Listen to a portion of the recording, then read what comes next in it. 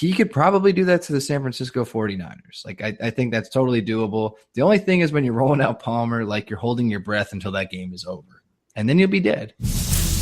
You're listening to Let's Talk Fantasy Football, where men of fantasy genius have realized, hey guys, we don't need real football skills to dominate on the fantasy field.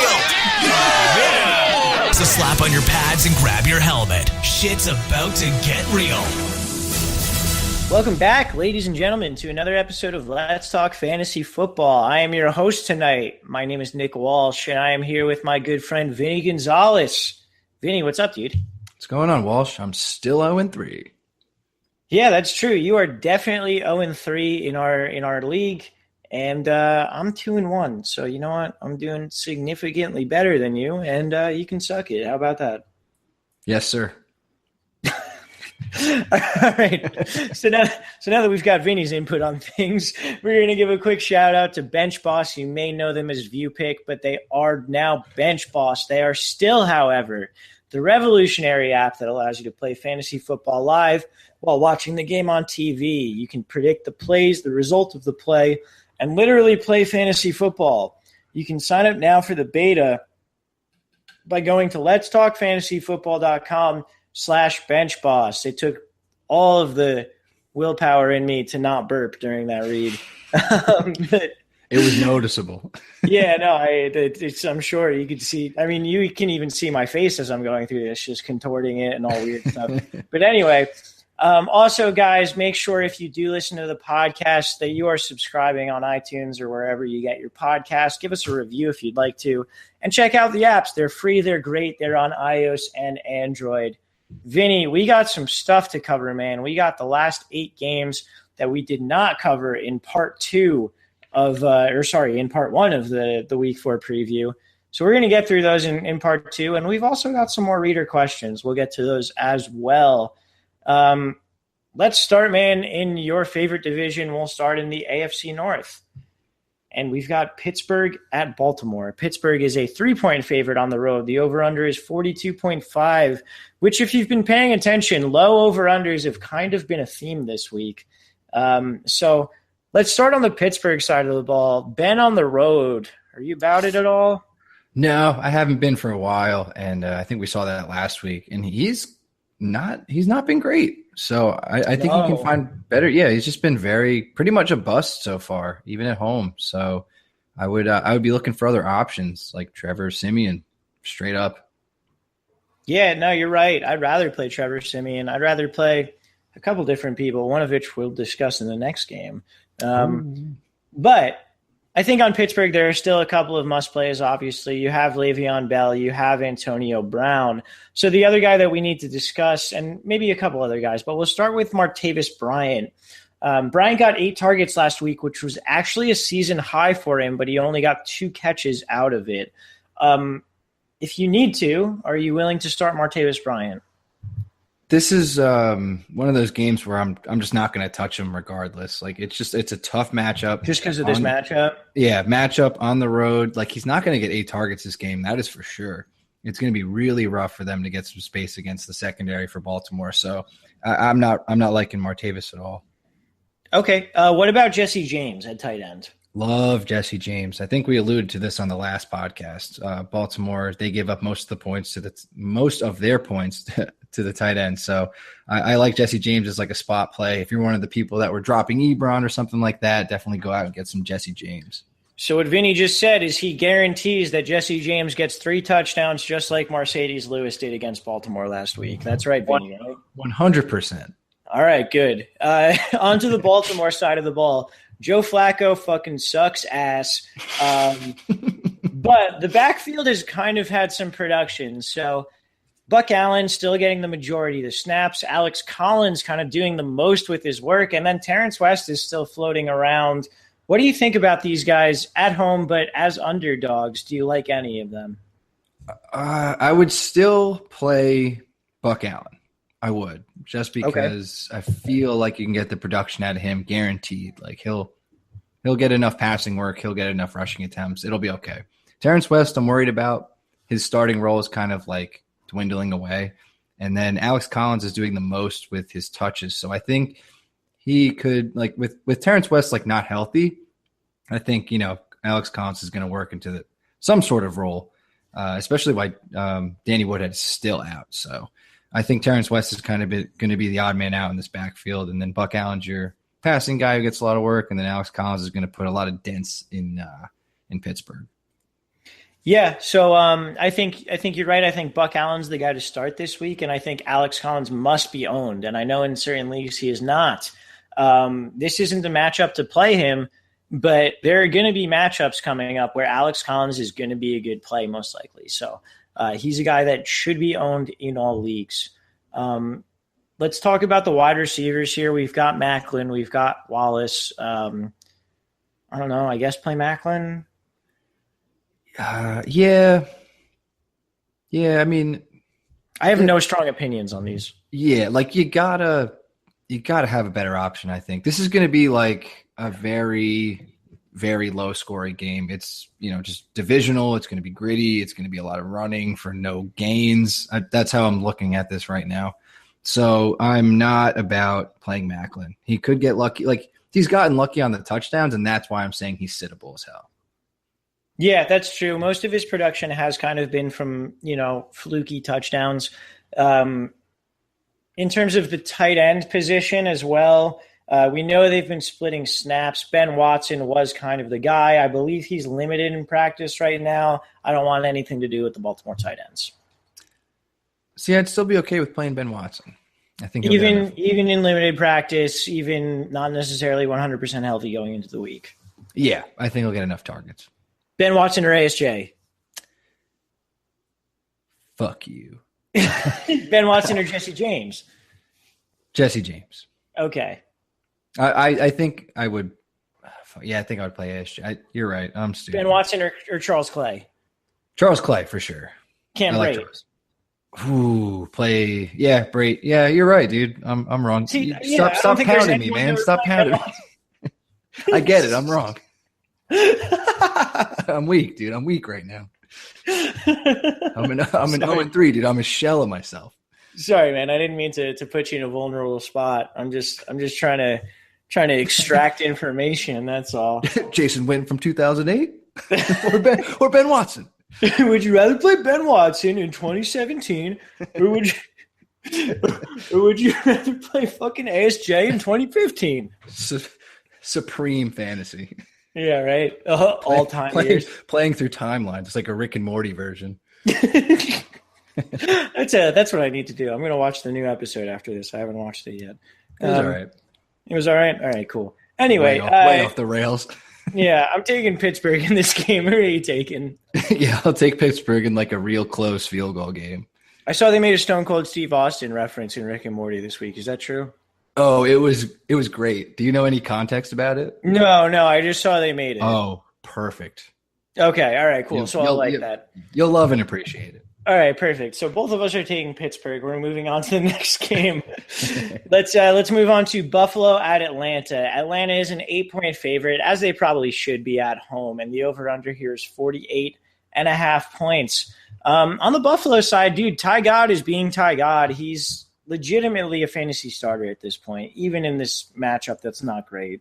Yeah, if I wasn't such a chicken shit and like listened to myself all offseason, I would just have Tyrod and he would be doing totally fine as my starting quarterback. But I really don't own a lot of Tyrod. So that being said, it's a great play. They're going to be probably down, and Tyrod has been very efficient, and he's been stable floor, like the shit we preach. Yeah, absolutely. I think this is still another good matchup for him. And, they're going to be down. Like Atlanta's going to be playing these soft kind of like, prevent big play type defenses. And that's just – it's wonderful for Tyrod, and it's wonderful for the next guy that we're going to talk about, which is LaShawn McCoy. I think McCoy's the best running back play of the week this week, even though they're an 8-point dog, which normally isn't conducive to running back production, because – Atlanta has been beat by the pass-catching running back, and it didn't happen this week with Theo Riddick, but Riddick still had 9 targets. I'm willing to bet that McCoy, who currently leads the Bills in receptions, is going to lead them in receptions again this week and really just go off against Atlanta. Yeah, McCoy is ready for a breakout. And like you said, this is probably a great time to predict it because Atlanta gets beat by them all the time, that being pass catching backs. So I really like that call, Walsh.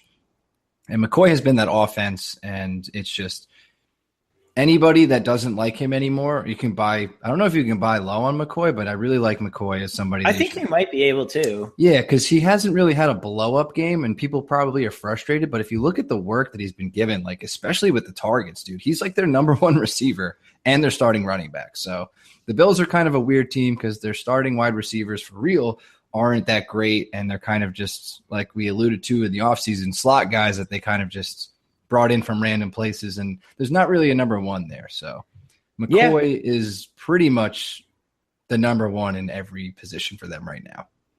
Yeah, absolutely. Let's move on to their number two in targets and catches right now, Charles Clay. Where is Clay in your tight end hierarchy this week? Is he a low-end starter, a maybe streamer, or is he maybe above or below that? He is definitely I think he's an every week starter for me because we've seen tight end just be shit, and Clay has been pretty good, very solid floor, and he's on pace kind of to have that sort of breakout role that he had with the Dolphins. So I like what they're doing. There aren't like a whole lot of options to pass to, and Tyrod, one of the guys who's the mainstay there, is Charles Clay. So I do like I like his floor. I don't know about like the matchup too much, but it's just like Charles Clay is definitely one of those guys you can leave in your lineup and expect good production out of him. I think the matchup is pretty good. Despite the fact that it hasn't come through the past 2 weeks, there's been a lot of targets to tight ends. Martellus Bennett had a ton of targets, and then Ebron had a ton of targets this past week against the Falcons.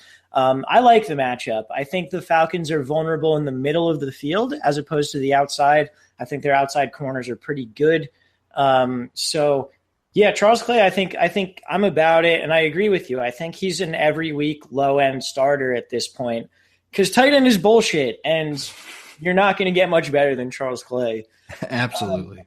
We talked about the receivers a little bit. You mentioned how they're all kind of slot receivers. Do you want to start any of them? No, I don't. Me neither. Let's move on to Atlanta. Is Atlanta becoming similar to the Patriots? A start everyone team for you?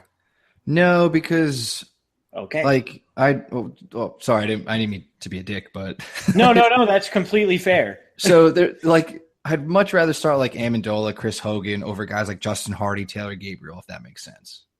Sure, but I think maybe Gabriel's the Amendola equivalent. I think Hogan's the Mo Sanu equivalent there. Oh wow, that's.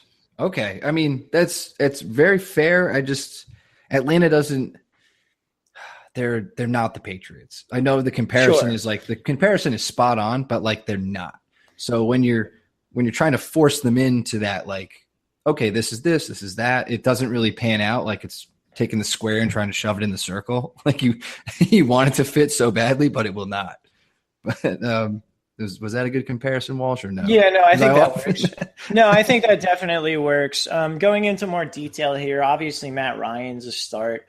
Devontae Freeman has been unbelievable this year, and this past week, there was more of a gap between him and Tevin Coleman in terms of workload. Tell me, as a Tevin Coleman owner and a guy who has to rely on him in a couple of leagues, that everything's going to be okay, please, or is it not going to be okay? Oh, it's not, Walsh. I'm sorry. Fuck! Come on, man. You knew what you were doing. Yeah, but I tried to tell you. This is my curse. This is my curse: is perpetually undervaluing Devontae Freeman. Yeah, I tried to tell you. You yelled at me at every turn. I love Freeman, but you had to know this, man. I mean, only an injury. I didn't. I'm blind. Only an injury, man, will save you. Which sucks. Fuck. We don't like that. All right. Well, fair enough. So going into the wide receivers, Julio, he hasn't broken out, but he's also a little dinged up, which is kind of the usual injury for him lately. So it's not great. Like he hasn't panned out too much. Like I know a breakout is definitely coming. It's Julio Jones, but it's very tough, especially with Mohamed Sanu being like pretty active, more active than last year. Shrek and Rogers talked a lot about that on the recap podcast, is the fact that Mohamed Sanu's been like real good so far. Yes. He's a guy that's got to be owned and should probably be started in most leagues. I know Taylor Gabriel got a long touchdown. I don't think you have to worry about that. But Sanu's a great start. And then our boy Austin Hooper, 2 targets per game every game. I think he's droppable. I think he's the second tight end to start in this game behind Charles Clay. I agree. I tried to stay true to the course, and dude, it made sense. It made sense because he's on the field constantly. Yeah, he's just so talented, and I thought they would give him more targets, but especially after that, like the first game, holy shit! Like you saw what he did with the ball in his hands. Like, why wouldn't you do that? But Atlanta has enough playmakers where they don't have to target Austin Hooper. He's only getting 2. Very droppable now. It's 2015 and maybe 2017 Travis Kelce syndrome. Yes. Where you see how talented the guy is. Still not going to get him that many targets. So well, the thing is, there's way more talented guys around him, and that's saying a lot because he's super talented. Like Julio Jones, Mohamed Sanu, even Taylor. Yeah, like all those guys. So he's just stuck in a bad system right now. Not targeting him too much, so you cannot play him at tight end right now. Yeah, absolutely. Do we have anything else on this game? I do not. All right, I'm taking the Falcons. I am. I want to take the upset again, but it's definitely going to be the Falcons. They're at home. They're going to destroy. That would have been fucking ballsy, dude. Mm-hmm. That would have been hard. Hard vote of confidence in Ty God. And you're right. I do like what the Bills have been doing. Yeah, dude. The way they took it to the Broncos in a game where I was just like, "Fuck it, Broncos are going to crush them," and then they really surprised everybody in the most surprisable week last week, which was just crazy. Yeah. Yeah, no, absolutely. Well, we'll see what they can do this week. Maybe they can pull something off. Next game on the list, New York Giants at the Bucks. Bucks are a 3-point favorite here. The over-under is 44. These are 2 teams that I have not really fucked with much so far this season. Eli, though, did have a very usable fantasy game this past week, despite the fact that they're on 0-3. Odell looked good. Sterling Shepard has continued to look pretty decent. Brandon Marshall is dead. I'm convinced it's his corpse that's out there running routes for. He had a great game though.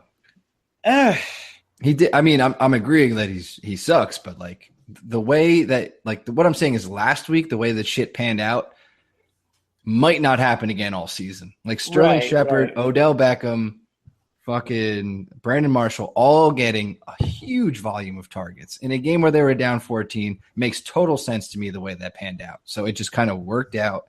I would never bank on that ever again. I would sell Brandon Marshall. I would sell Sterling Shepard.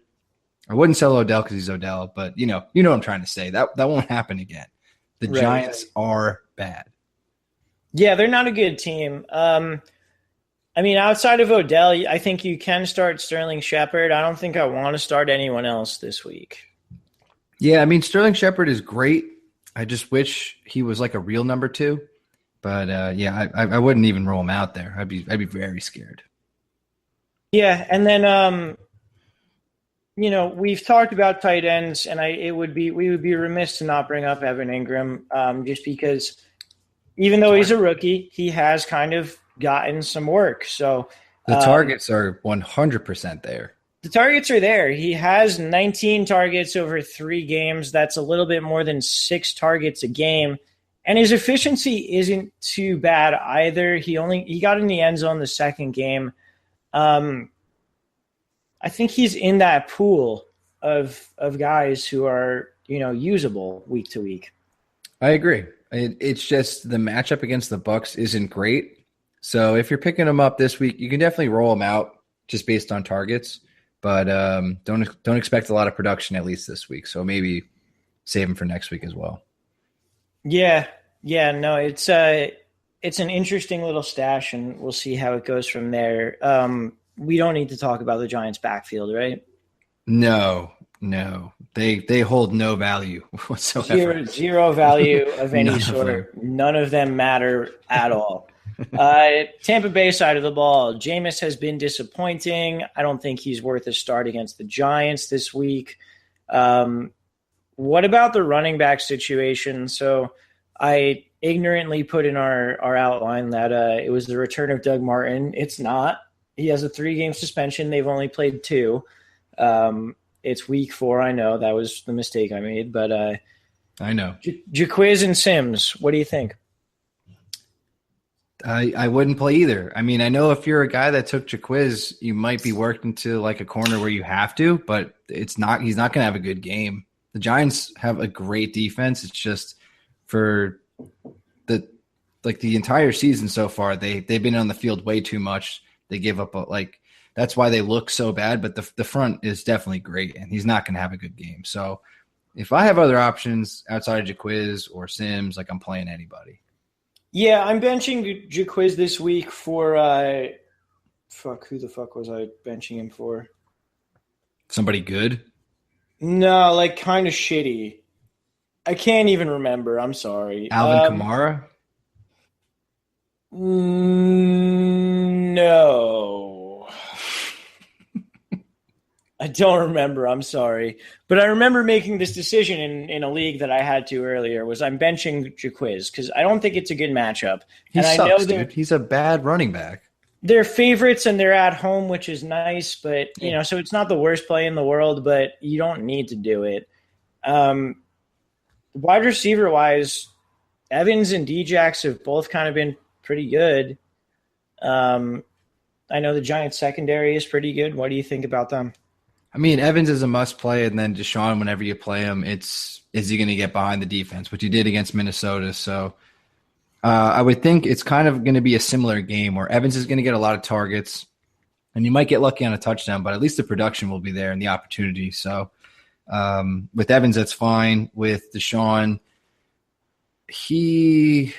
it's tough, man, to roll him out there, but I guess I would. I don't know. It's a little tough. I mean, so let's think about it. Janoris Jenkins will definitely be on Evans. Yeah, exactly. So you've got a better matchup on You like Apple? Yeah, dude, he'll cook him. Yeah, he can get totally burned on that. I think Djax is a pretty decent start this week. He will. That's a good call. Let's so would you rather start Deshaun Jackson or Rashard Matthews? Rashard Matthews. Okay. Would you rather start Deshaun Jackson or Willie Snead? Willie Snead. Yeah, I'm not making a good case for myself right now, am I? I was going to say the Kenny Stills, Ted Ginn question from last podcast would probably make a lot more mile for me. Yeah. No, that's what I'm saying. That's kind of Djax is the upper echelon of guys that will catch long touchdowns, maybe or not. Right. So okay. I think he kills those guys by a mile. I agree, but I think that's the question realm that you want to be in. Okay, that's definitely fair. And then at the tight end position, Cameron Brate had a good week this past week. He seems to be the pass catching guy, despite the fact that he's splitting snaps for the most part with OJ Howard. I'm willing to start him this week, and I think it's a pretty decent start because the Giants have been bad against the tight end historically. Yeah, everything you said is completely true, and he had a great game last week. I thought he got knocked out when he scored that touchdown, but he seems to be okay. He's not on any injury report, but Cameron Brate is one of those guys. I've been an Austin Hooper guy, and I'm looking to pick up a new tight end, and Cameron Brate is getting enough work where he could possibly catch 4 balls, and that's the stuff that I am after now. So yeah, Cameron Brate's looking like a nice even though the matchup is nice, he could be a year-long kind of dude for you because tight end is such shit. It's such shit. I'd get real horny over a tight end catching 4 passes. Exactly, dude. Even 4 targets. Give me something. Yeah, just give me something to deal with there. But anyway, I think that does it for Tampa Bay. I'm going to take Tampa Bay here. Yeah, I'm going to also take them. All right, let's move on to Philly at the Chargers. So another LA game that will not sell out. But this game is a pick'em right now. The over-under is 47. We'll start on the Philly side of the ball. I talked about it a little bit last podcast. I think Carson Wentz is a pretty solid start this week. Yeah, I agree. And let me try and phrase it? I'll ask you a question, Walsh. Would you Sure. stream? Because I know what kind of guys we are, and I want to see what you think with this question, which is an obvious answer for the opposite person. Carson Wentz, Trevor Siemian. Who do you play this week? Carson Wentz. Exactly. I picked Trevor Siemian. That was a bad question, I guess. It was better. It was better in my head because I wanted you to say Siemian, but you didn't. But yeah, Carson Wentz is a great play. The point I was trying to get across is like you could play these guys that aren't owned and stop playing guys that you've been playing, like Cam or something like that. Yeah, for sure. And I think Wentz is, he's part of an offense that's throwing the ball a lot. He's got a lot of really nice targets. I know he lost Sproles, but Carson Wentz is legitimately on the border of being an every week starting quarterback in fantasy right now, and he's not being treated as such. So even though the Chargers do have a very good secondary, I'm very willing to play him. Let's talk about his pass catchers a little bit. So Alshon's had a great past couple of weeks. Zach Ertz has been great. The most consistent tight end in the NFL. He's so good. Like, dude, this was the thing we were worried about, though, because he's always like a back nine kind of player, and he's been crushing the front nine. So he's just on pace to destroy the tight end position as the tight end one. Yeah, absolutely. He's been unbelievable. And I think those two are obvious starts. Yes. Even Alshon doesn't have the best of matchups, but then we've got Torrey Smith there. We've got Nelson Aguilar there. Are you willing to go with either of them? No, I don't like either of them. I really don't. So I'm Aguilar, we've always hated after praising him, like before we drafted him. So Aguilar's terrible. Torrey Smith, he just doesn't have the opportunity, even like that Ted Ginn and fucking Kenny Stills have. So he's totally out for me too. And then we need to talk about this backfield. I'm sure it's been a big waiver wire topic the whole week. So, Sproles went down. Blunt got some work. Smallwood got a lot of snaps. Corey Clement got the touchdown. Which of these guys are you going with going forward? I would love to pick Blunt because this is the ideal situation that I envisioned him for the entire offseason where I was loving him, and then the other half where I didn't. Because it wasn't looking too hot with Sproles and stuff. But now that he's gone, you got to hope and wish that they would give him a lot of carries because he looked great against the Giants, man. He looked really good whenever they gave him anything, he looked fantastic. So he got his typical, a couple yards and then the touchdown, which was great. So I would like to think that they'd give him 15 carries a game, but I just don't know what they're going to do. So I'm going to sit out this week. I don't think I would play Blunt, Smallwood, or Clement at all. I just kind of want to sit back and see what's going to go down. That's very fair. I think, waivers have probably gone past if, you're listening to this, but Smallwood's definitely the waiver ad of those. So, keep that in mind. Corey Clement's kind of been, he's there, he's not really doing too much. So keep it in mind, I suppose, but Smallwood's the guy that you want to add. Blunt's probably already there. On the Chargers side, it was an interesting week. Phillips didn't do spectacular against Kansas City. Do you think that was putting it very lightly, Walsh? He was just bad. So yeah, bad. he was quite bad. Do you think he can bring it back against Philly? Do you have any interest in him as a streamer or anything like that? Oh yeah, I really like Rivers. Obviously, I think the Philly, the way to beat them is through the air. So I think maybe Travis Benjamin or Keenan Allen has a fantastic day. I think this is going to be more high scoring than the over and under is entailing. I think they'll go over that by a lot. And yeah, I just really like what Rivers can do. It's one of those things where he has a really shit game and then you don't want to play him, and then you're going to miss out on a good starting opportunity for him. So I would definitely roll out Phillip and expect some good things. Okay. Yeah, absolutely. I mean, their cornerbacks are not very good. So let's get into those passing options. We have Keenan Allen. We have Travis Benjamin. We have Tyrell Williams. Keenan, I think, is the week-to-week must start, and then the other two kind of fluctuate week to week. Do you have any insight into which one of those other two that are going to produce week to week because I have none. Yeah, I don't have much either, but I was going to ask you, I think Travis Benjamin is kind of working his way into that like Deshaun Jackson, Kenny Stills, Ted Ginn thing that we've been talking about constantly. Dude, like, he was second in targets on the team this past week too. Yeah, and he's getting a lot of targets, which is crazy. And I think that the Tyrell Williams hype that we had all offseason is slowly getting pushed out because he's almost not worthy of a roster spot right now. Which is so which of those two would you rather have on your roster? Right now, it's Travis Benjamin, and I think I agree. It's crazy because I love Tyrell Williams. I think he's a great fucking player, but like right now, the offense that the Chargers are running is Keenan Allen, Melvin Gordon especially, and then like Travis Benjamin gets deep balls, and Tyrell Williams is just absent from the game plan almost. In fairness, I think he's gotten around 6 to 7 targets per week, so he's not completely absent, but he's not being featured, and he hasn't broken a big play, which he seemed to break a big play every week last week. So there's a lot that's going on there. I'm not exactly sure how to read all of it, but I think what we can take away is that Travis Benjamin has a much bigger role in this offense than I think any of us expected.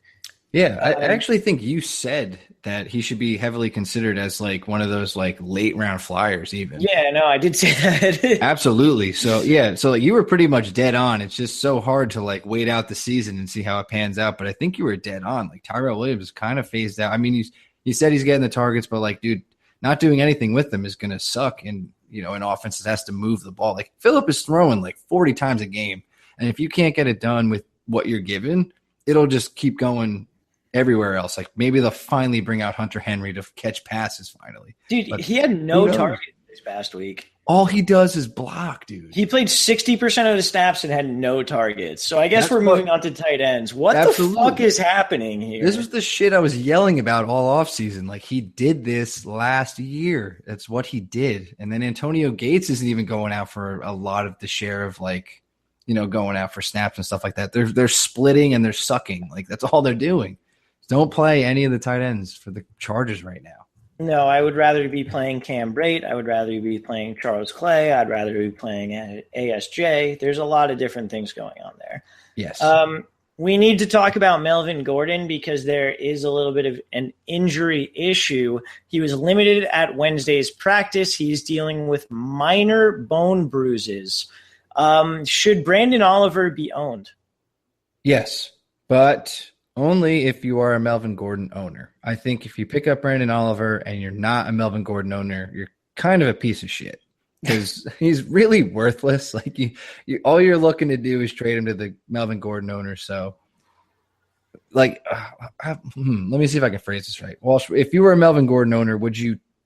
Like you wouldn't trade to get Brandon Oliver, right? You just wouldn't. No, not at all. Yeah, exactly. Chance. So that's what I'm saying. That's why I'm saying you're a piece of shit. So I think if this week you're listening and like Brandon Oliver's still on the waivers and you own Melvin Gordon and you're a little panicked, I would pick him up. He's worth a roster spot for you because Melvin Gordon slightly injury prone so far throughout his NFL career, and it'd be a nice backup plan if anything were to seriously happen to him.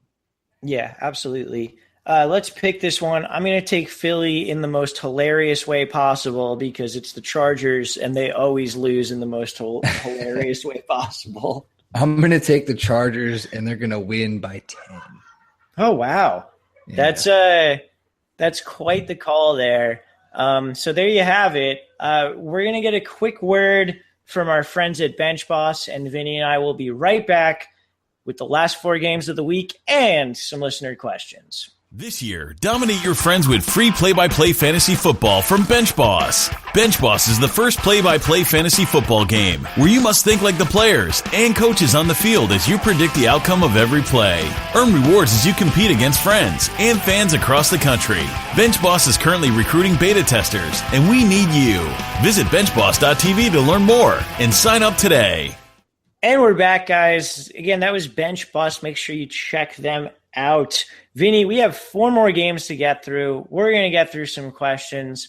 Let's start off with the San Francisco 49ers at the Arizona Cardinals.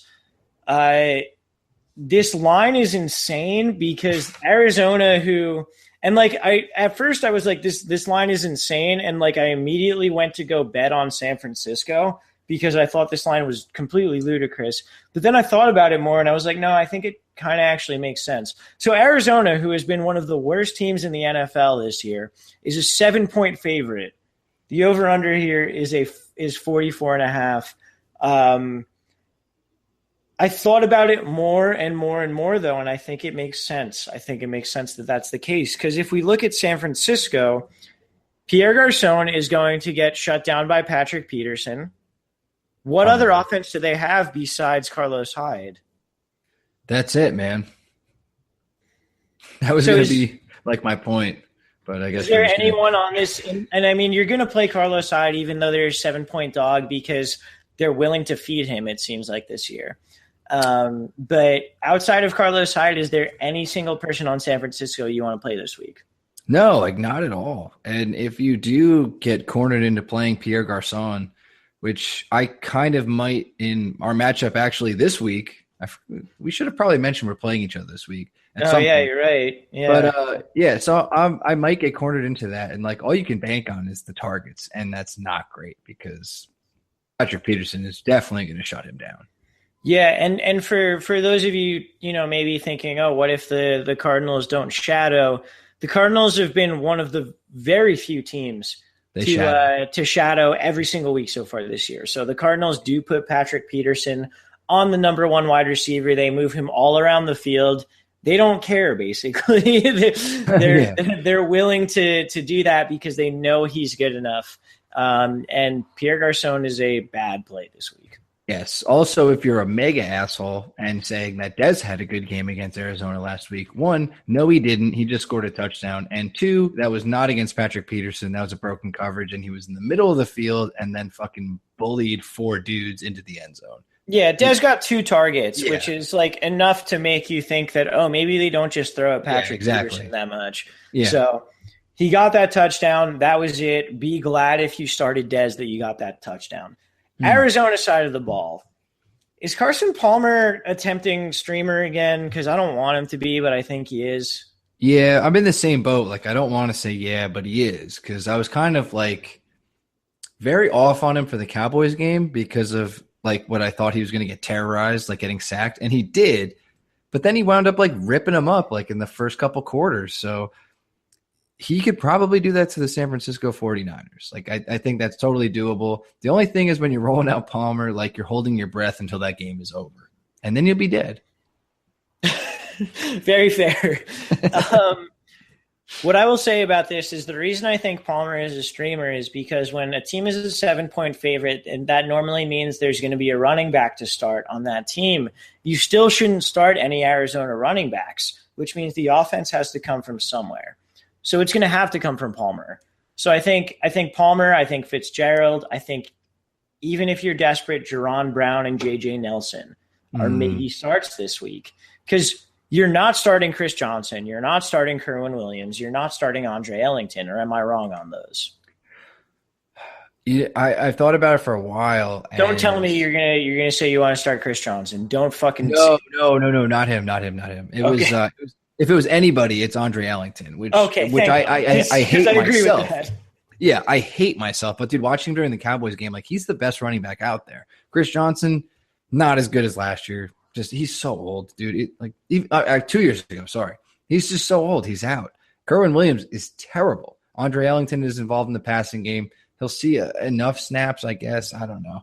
But I wouldn't want to throw him out there. If you're so desperate at flex, Andre Ellington is an interesting play. Okay, I think that's fair. And I think that Ellington should be owned. Yeah. He should be owned as much as the other two, which I think are probably more owned than him. Right, and he should be owned like he's the only one who should be owned out of those. Yes, if you own the other two, drop him for Andre Ellington. Yeah, so I guess the moral of this game is don't start anyone but Carlos Hyde and kind of start Carson Palmer again, but I don't know. Oh yeah, and Fitz. And Fitz. Dude, Fitz was whatever. I'm not going to get into that. You were mad about? How could you be mad about that? I was mad about the fact that I played him in daily all over the place. The Cowboys are terrible. In the fucking nut matchup, in the best matchup against the Colts, and he did shit. But you know what? I shouldn't get mad at that. It's nice to see Fitz do well. I do like Fitz a lot. That was also a home game, which this is also a home game where Palmer and Fitz play much better. Okay, fair enough. So that's all I got. Who are you taking here? I am going – you know what? Fuck it. I've been bailing on upsets the entire 2 podcasts we've done. I'm going 49ers here. I'm going Cardinals. I don't get why that's your upset, but I mean, whatever. I like Pierre Garçon. I like Brian Hoyer. I like Carlos Hyde. I'm a piece of shit. Okay, fine. Oakland at Denver. Denver is a 2.5-point favorite. The over-under is 46.5. Oakland came out this year looking like dominant in the first 2 games and came out on Sunday night and just shit the bed. Like, they were terrible. Carr was sailing every throw. They couldn't get anything going. With Oakland in Denver, with those cornerback matchups, with whatever else, with the way that their running back snaps vary, I don't know if I'm comfortable starting a single Raider this week. I'm not, but I'll tell you the guys that I am going to play. I'm going to play Amari Cooper. I'm going to play Michael Crabtree. I don't care. Okay. They got shut down. Those matchups are terrible. Yeah, well, you know what? They, as in the Broncos, have been getting pretty beat as of late. So I'm not saying that's like guaranteed or anything, but dude, you don't want to lose your fucking matchup sitting Michael Crabtree or Amari Cooper just because you're sour about last Sunday night. Trust me, you do not want to do that. Maybe I do want to do that. Maybe you're a piece of shit. I don't want to do that. You're right. No, yeah, exactly. You don't want to do that. You don't have better options. Like, don't even kid yourself. Like, you don't. So you're playing Michael Crabtree. You're playing Amari Cooper. Shut the fuck up. They're fine. They're good. So are the Raiders. The Raiders are still good. They got shut down. This is Andy Dalton syndrome. They just showed up on prime. They didn't show up. They didn't. Walsh, I've been dealing with this, man. I know. You know what? I'm preaching to the goddamn choir here. Is what I'm doing. Exactly, dude. The Bengals are so good, and then they show up on prime time. I'm like, sweet. Everyone's gonna think the Bengals are good, and then they just get rocked on Sunday night, Monday night, Thursday night. Doesn't matter. Any kind of night, they'll get destroyed. So Derek Carr just totally shit the bed. It's okay. It's okay. He doesn't have the greatest schedule. I wouldn't play Derek Carr. I'll throw that out. No, certainly not. But Michael Crabtree and Amari Cooper, you bet your ass I'm playing those guys. You have to. And then, so a couple more questions here. Does the fact that Jalen Richard is most likely not going to play make you like any of the running backs more? For me, it doesn't. No, I wish that made me like Lynch more, but it just makes me hate him more because I feel like they'll lean on like DeAndre Washington or something. Right. Or Cordarrelle Patterson out of the backfield, which has been a thing the past 2 weeks. I mean, that was funny against the Jets. I don't know if that'll work against the Broncos. They'll probably kill him. He's actually looked pretty good just taking handoffs out of the backfield. But yeah, no, he really has been looking pretty good. But which is funny because if you go back to our other podcast, we're like, Cordarrelle Patterson, maybe? I'm like, nah.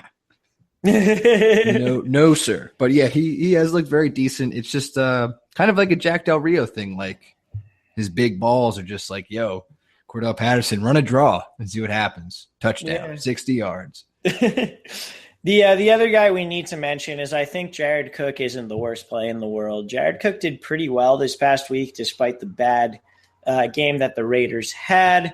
Denver hasn't been great against the tight end this year. The Raiders are still going to throw it. I kind of like Jared Cook. Yeah, I like Jared Cook a lot. It's a good play. You saw him break loose during last week's game, and Denver let up a play to Jared Cook as well. So very susceptible to the tight end, as you said. So I do like Jared Cook as a good play. Fair enough. I'm going to take Oakland. I'm sorry, Walsh. Broncos are home. They play. Wait, we didn't talk about Denver, did we? Oh yeah, we didn't at all, dude. God, I'm a fucking idiot. I was gonna say they play lights out at home. I'll take this one, Walsh. I'm sorry. Yeah, go for it. Just get me out of my misery. Yeah. So a guy we've been talking about over the course of these 2 podcasts have been, well, I guess me, Trevor Siemian. I think he's probably the best stream of the week. And Walsh, can you argue that? I mean, I can. I won't be right, but I can. Can you name other guys that you would start him over? Carson Wentz, Tyrod Taylor. Are those spite moves or? Yes, absolutely. Oh, okay. 100%. I don't know why I was looking for Trevor Siemian's a great streamer this week. Shut up, dude. I agree. Yeah, well, you pounded me before with Ben Watson, so I'm just getting you back. Yeah, no, you're right. You're right. Would you play Andy Dalton? Yeah, I like a lot of the Broncos here, specifically Simeon, especially after falling off against the Bills, which was just weird. But CJ Anderson and Jamal Charles. Walsh, what are you making of this situation? I thought last week was an anomaly because, one, I'm a CJ Anderson owner, and I have to believe the opposite of the truth, which is that Jamal Charles looks great and they're splitting snaps, and that last week was just crazy and they needed a spark. So they threw Charles in, even though he does look awesome. So the wrench in this too is that Devontae Booker is likely going to be back this week, and who knows if that actually makes a difference. It probably shouldn't because CJ and Jamal Charles have been good so far. I like CJ Anderson going forward. I think he'll be fine in this game. I think Jamal Charles is a desperation flex at most. Like last week was kind of the best that you're going to get from him, where he gets those 10 touches, he gets in the end zone. I think Denver knows what they have in CJ Anderson, and it's a legitimate running back. So yeah, I'm aboard the CJ Anderson train. Yeah, I don't think you could have said that better. CJ Anderson is definitely the lead back. When they throw in Charles, he looks fantastic, and they're limiting his snaps because guess what? Charles is kind of on the back end of his career, and unlike Adrian Peterson, he seems to understand that and is doing the most with what he can do and provide for the team, and it's looked great. So if you are throwing him out there, you're going to have to bank on a lucky touchdown like last week, which was pretty sweet, but probably not going to happen week to week. And if you do own Jamal Charles, you don't own CJ Anderson, trade him to that guy who owns CJ Anderson. And if you have CJ Anderson, maybe go out and trade for Jamal Charles. I don't know. How do you feel about the handcuff? I don't know if I bother handcuffing it. I think you'll be okay because I don't know if Jamal Charles is a straight-up handcuff. I don't think the Broncos really want to give him more than his current workload. So I think if Jamal Charles gets hurt, or I'm sorry, if CJ Anderson were to get hurt, I think Devontae Booker would take a much bigger workload than what he's currently getting. So, yeah, I mean, we'll see there. In terms of the wide receivers on Denver, Sanders and Thomas are both must-starts every week. Am I wrong there? They're so fucking good. Specifically Sanders now. Sanders is murdering shit right now. See, the thing I was going to bring up is I think Sanders is going to burn out. Not in a dud kind of way, but I think that Demaryius Thomas will eventually just be the more productive wide receiver season long. So I don't want to say sell high on Sanders at all. I think you keep him 100%, but I'm thinking a huge buy low on DT. I think that's fair. Yeah. Because Sanders has 4 touchdowns and DT has 1 maybe? I don't even know if he has any. But yeah, Sanders has been getting the touchdowns, way more targets, and it's just it seems just unsustainable for their ages and the way that they should be distributing the targets, if that makes sense. Yeah, that makes sense. It definitely does.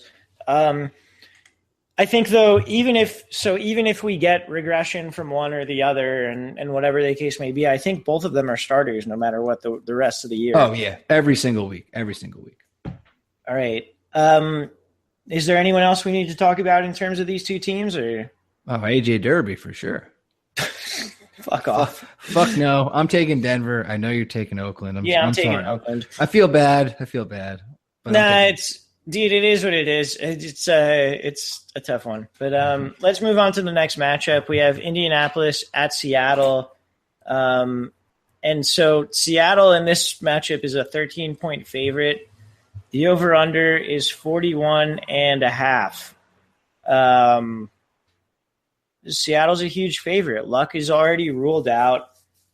Is there anyone on Indy that you're willing to play? No. No, I was going to say, I know Hilton had that big game, but dude, against the Browns, that's it. That's all you need to say. they're going into Seattle. That's not good for anybody. I know they just got beat up by the Titans, but that was not at home. That was away. So I think this is totally different. Jacoby Brissett's going to have a real tough time. I think T.Y. Hilton's going to have a really tough time. So I would not play any of these guys. Like maybe Frank Gore if you're like really hurting at running back, but even then, that's just a terrible play. Yeah, no, I don't think Frank Gore is a good play, though. I do think one of the secrets of this year is that the Seattle run defense is not that good. This is not the week to take advantage of that, though. So I'm, maybe playing Hilton if I need to. On the Seattle side of the ball, the big news is that Procise is out, which makes Chris Carson like the dude. Basically, one of the top 3 running back plays of the week, I think. Chris Carson is basically going to get all the work. We know that Rawls and Lacey, can't really work in the passing game as much, so he's their guy. Outside of him, do you think Russell Wilson is worth a start? And then we also need to mention Doug Baldwin. I mean, Doug Baldwin is questionable to go. They think he will. So then if Baldwin does go, what do you think about him and the other wide receivers? If not, are there other guys you want to play? So, well, sorry to totally backtrack this, but Pete Carroll came out after saying C.J. Anderson was done for the week. That Procise. Who did I say? Anderson. Oh, God, no. Yeah, sorry. Shit. Very good call. Yeah, C.J. Procise out for the week. And then Carroll, who I know you love Pete Carroll, dude, comes out and says J.D. McKissick. God, I'm going to kill him, dude. Will have an opportunity to take his role. I'm going to murder him. That sentence means dick, but it means everything as well. Because if he's going to ruin a nice backfield share that Chris Carson has, are you comfortable starting him no matter what? I think I still am, but yeah, there's always that Pete Carroll shit. I am. Like, Chris Carson was like my particularly DFS play of the week. That worked the hell out. No matter what. That worked. But like, we'll see what happens. It's that sucks. That sucks a lot. Pete Carroll says some shit. I love Pete Carroll. He says some awful stuff. It doesn't really make a lot of sense. I hate him so much. It's just funny that he just plucked this guy out of like obscurity. J.D. McKissick, is that the guy's name? Yes. I don't know anything about him. I didn't bother looking him up. I just wanted to tell you about him. Oh, that's terrible. Either way, though, I'm not going to let that deter me. I still think Chris Carson's a great play. Yeah, I completely agree with you. So I think the thing is Doug Baldwin's going to go. Is that correct? So this sucks. I'm a big Doug Baldwin owner after not owning him a lot. And then the groin injury happens after like his best game of the season, huge breakout. And then the news of the groin injury. So he has not practiced yet. It's going to be a shitty situation up until Sunday night. You need to go out there and get Paul Richardson for sure. I think Tyler Lockett's the most owned of the other guys there. Yeah. So pick up Paul Richardson, and if Doug Baldwin goes, I'm playing Doug Baldwin. If he doesn't, obviously Paul Richardson is a great play against an awful, awful Colts team. Yeah, I think both Richardson and Lockett are great plays if he doesn't go. Yes, that is a great way to put that. But yeah, keep an eye on Doug Baldwin. I'd almost prefer if he didn't play because a groin injury, like, it sounds not serious, but again, it's always Pete Carroll talking to you too. So you want to take the worst out of that because you're definitely not sure. And then as far as the other pass catchers, Jimmy Graham. He's been okay after the injury. I think he sat out practice today actually, but probably on pace to play. So Jimmy Graham is one of the better options. And I think if Jimmy Graham is a scratch, you can panic pick up Luke Wilson, who had a great game last week. It's kind of like double L Wilson. Yeah, it's kind of like the Jordan Reed, Vernon Davis thing to a lesser extent. It's definitely a panic move, but if you have to do it, do it. Yeah, absolutely. I think you said a lot of very good things there. Can I assume we're both taking the Seahawks? Oh yeah, absolutely. All right, cool. Let's move on to the Monday night game. We have Washington at Kansas City. Kansas City's a 7-point favorite. The over-under is 49.5. I don't know if this is a hot take or not, but if Jordan Reed sits, well, you know what? You can play either tight end. So outside of tight end, I think the only player that you're playing on Washington is Chris Thompson. I think you expected that to be hotter than you thought, Walsh. I completely agree with you because I think okay, well, never mind. Yeah, I hate to be a dick, man, but like, dude, this is an obvious trap game to me. Like, they shut Oakland the fuck down at home and then walk into Kansas City and expect it to be the same right now. I just think, like, to everybody on the outside, like, this is like going to be a shootout or some kind of good game. I think Kansas City is going to wreck. Yeah, no, I'm right there. I think Kansas City's going to fuck them up. Yeah. Particularly, Kansas City being at home in Arrowhead. Chris Thompson hasn't gotten the most touches, but, they're a 7-point dog. They're likely going to be playing from behind. Kansas City's secondary is good. And I know Kansas City has done pretty well against pass-catching running backs, but I just, it seems to make sense that Thompson would be the only guy there, and then whatever tight end actually starts would be the other start for Washington. Absolutely. The other weird thing I was gonna what the fuck was I gonna say? Oh my god, we just have to talk about Terrell Pryor. I mean, he's not a great play, but dude, what the hell happened? He looks terrible. So Terrell Pryor is the guy that if I own him in season long, I'm sitting him every week until he actually does something. And in DFS tournaments, I'm playing him every week on the off chance that he's going to go off. That's a great strategy. Because I'm sure that he's going to break out at some point this year. I don't know when it's going to be, so I can't, in good conscience, recommend playing him in season long. But I know his price is going to decrease and he's going to be low owned in daily tournaments. So that's kind of the rationale behind that. I mean, Pryor, if you own him, if you drafted him, I'm sorry. I did in certain leagues, and he's got to be on the bench at this point. Yeah.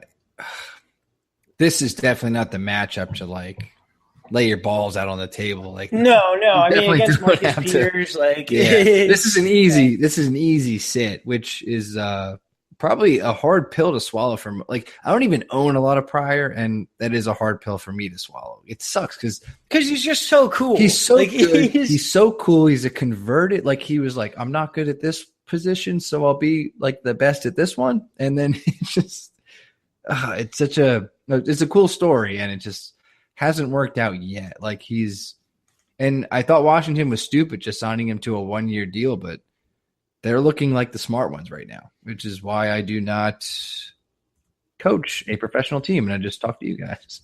Yeah, I mean, I still think they're stupid for that. I think if they're wrong on it, someone else will get it right on it, but we'll figure it out. On the KC side of the ball, I think it's the normal suspects. Alex Smith, like, I think at this point is like an okay guy you can start week to week. I'm not looking to start him, but he's the guy that we thought he was.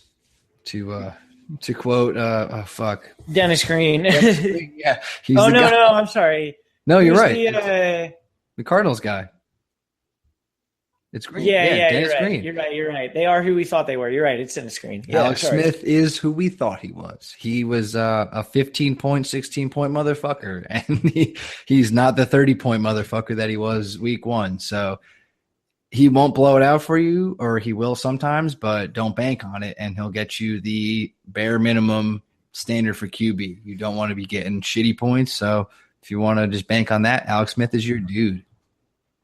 Yeah, absolutely. And then, we have Kareem Hunt. Obviously, he's been incredible so far this year. I don't think he's I don't think he's going to break a 50-yard run every single week. So don't expect the same production you've gotten, but he'll still be great. So I thought that was the best thing for fantasy in a long time, where you thought, like, I was even looking, like, I was watching Red Zone and I saw that the Chargers were done pretty much. And it was like past the 2-minute warning and the Chiefs had the ball. And I was like, oh, sweet, they're going to knee it out. Nope. Kareem Hunt breaks a huge run, which more than doubled his points for that week. Exactly. Just like, that's the best fantasy thing you could ever want if you're the owner. Just crushes it when you don't expect him to. I thought that was really funny. Yeah. And what I'm saying is don't expect that every single week. Oh, no, you're dead on. Actually, if I want to be like a stickler about Kareem Hunt, he doesn't get like the snaps that you want him to, but he gets the usage that you want him to. Is Kareem Hunt a sell high? No. Fuck no, please. I kind of think he is. Do you really think that? I do. All right. It's easy to think that, Walsh. You probably don't own a lot of them, do you? Kareem Hunt for AJ Green. I'm taking AJ Green.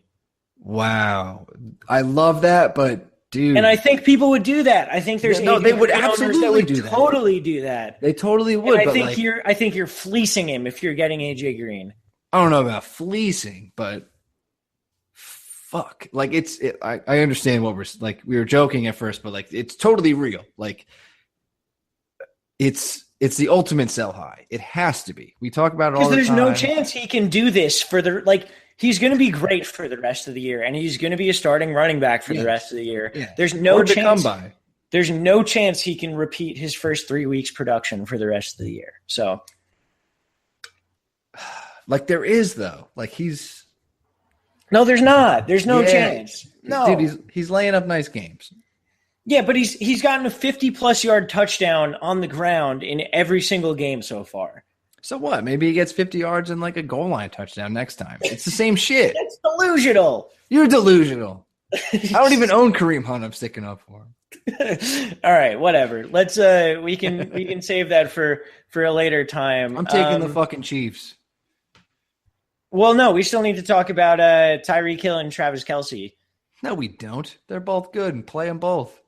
Yeah, I mean, well, I feel like we need to reassure Travis Kelce owners because he had a bag week this past week. That's a good point. I mean, he had 1 target, 1 catch. We've seen he's already on the every other week kind of play me kind of deal. He's a little more high ceiling. And then also against the Redskins, like Jared Cook just had a great game against him. So like Kelce's going to go the fuck off. Yeah, he's going to fucking eat. And then in terms of Tyreek Hill, I just want to say the Redskins don't shadow. The Chiefs will be willing to scheme him into good matchups. Tyreek Hill will be fine this week. Yeah, he's always – I think – did you tweet that he was like running around the backfield or something like that? Oh, I said there's at least 1 play per game where he's just behind the secondary. Oh, it's ridiculous. He's wide the fuck open. It's just a matter of if Alex Smith hits him or not, you know? At least 1 play per game. Like he has everyone on the defense beat. And week 2, Alex Smith didn't hit him. Weeks 1 and 3, he did. So we'll see what happens. That's one of the best tweets I think I've ever. Like I don't really use Twitter, but like when I went on, I was like, "That's the best point ever," because you can't say that for a lot of guys that do that. Like Brandon Cooks, like he was covered as shit last week, but he just made plays. Tyreek Hill is free as hell. So, yeah. So when they scheme him, like, dude, they're going to scheme him. It's Andy Reid. They'll figure it out. I thought that was a great point. Thank you. I appreciate that. I'm going to take KC in this game. Yes, me too. All right, let's get into the questions. We've got a couple of them here. I realized how Shrek broke it down was questions from email and then Instagram. These are the Instagram questions. So the first question from Manny. Who would you roll with? Cam, Dak, Eli, Alex Smith, or Palmer? Vinny, who are you going with? I'm going to go with Palmer. I am too, and that's wildly uncomfortable. Yeah, but it's, I think, easy compared to the rest of the options. I think the only one who makes it even semi-hard is Alex Smith. Agreed. And I still think Palmer's the better matchup. Yeah. All right, cool. Elijah says, would you give up Buck Allen, Cooper Kupp, and Jordan Matthews for Jarvis Landry. No, I'm not even gonna read the rest. No, what are you doing? 3 people for one person. Well, hold on. The rest of it is he still has Bell and Hunt. Who gives a shit? Don't even cares. So what he's saying is he has a lot of depth, and he doesn't think he needs the depth. Oh, calm down, dude. You can make better trades than that. Like, don't ever sell 3 people for one person. Particularly, and again, we love Jay Cutler, particularly the guy who's dependent on double-digit targets from Jay Cutler every week. Walsh, that is blasphemy. Of course he's going to get double-digit targets. Well, I'm just saying Jarvis Landry is dependent. Like, Jarvis Landry sucks if he's not getting 11 targets a week. So I'm totally joking. Yes, it's a simple rule. Don't overpay for anybody. Like, you want to make it a fair thing. Someone is trying to canoodle you. You don't want to do that. Yeah, I wouldn't do that either. Next question from Joey Harasimo. I don't know if that's the correct pronunciation. Start Adams or Thielen. Also Ravens, Broncos, or Bengals defense this week. So the Adams Thielen question I think is interesting. Vinny, where are you going there? This is tough, man. I would say Adams. I would as well. I think he's the better start with, Thielen going against what has been a good Lions pass defense so far this year. So we'll see if that holds up. And then I think the defense question is easy, and I think it's the Bengals. Yeah, you just got to go with the best stream there. I mean, it's hard to see if you own any of these. So if you own the Broncos, just roll with them. If you're streaming, go with the Bengals, or like do you pick up the Broncos? Like, I don't think the Broncos are on the wire. If you own 3 defenses, holy shit, dude! Like, do something else. Yeah, I mean, if just pick up the Bengals and start them, they're the best start this week. Yeah. And then the last question from OG Smitty, great name. Fournette or Snead in the flex this week? I am going Fournette. Yeah, it's got to be Fournette. I love Snead, as we alluded to in the last podcast, but, dude, Fournette is going to get fed against the Jets. You can bank on that more so than a Snead coming back from suspension. Yeah, absolutely. So I think that's going to do it for me and Vinny. Vinny, you got anything else to say to the listeners? No, that's it. I hope you guys liked our podcast, and Godspeed this week, guys. Godspeed. Yeah. Please do better than I did this past week. I did I'm not good. I'm not good this year. I'm not good at all. I just don't get football anymore, honestly. Like I said, like there's so much just like so good and then so bad. Like there's been a lot of shit where I'm like, you should have streamed this guy instead of sticking with your gut. Stupid. And then I'm just like, yeah, but this was good. It's just right. It's off. I feel like I've made a lot of good decisions and had them not work out, which I know is like a fucking cop out, like bullshit, whatever. But like, I really do feel like that, It's but what can you do? Yeah. So for complaining Vinny, I am complaining Walsh. And we'll talk to you guys next week. Take a look out for the recap podcast. It'll be out on Wednesday of next week. Best of luck in week 4. We hope all you guys win this week. And later podcast. This has been Let's Talk Fantasy Football. Thanks for listening.